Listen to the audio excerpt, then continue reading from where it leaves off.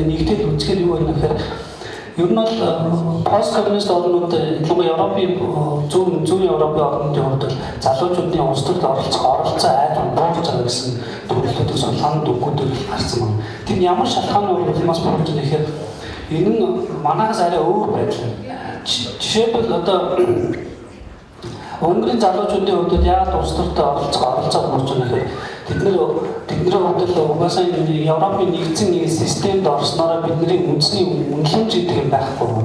Тэмчээс бид нар улс төрд ингээд оролцоо байлаач гэсэн бидний дуу хоолойг илэрхийлэх угаасаа Европын албаны үндсэн чиглэлийн баримтлал явж байгаа учраас энэ дээр бид нэг оролцоод дуу хоолой илэрхийлэх байх шаардлагагүй. Гэхдээ бид нар өөрийн гэсэн үндэсний үнцний авч явж явах бол хамгийн чухал хэсэг маань гэсэн ийм санаанд бол нэлээд гарсан байна л да.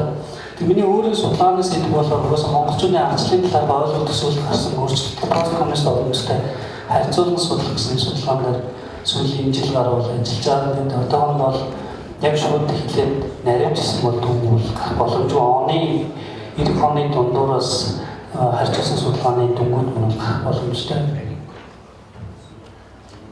За баярлалаа.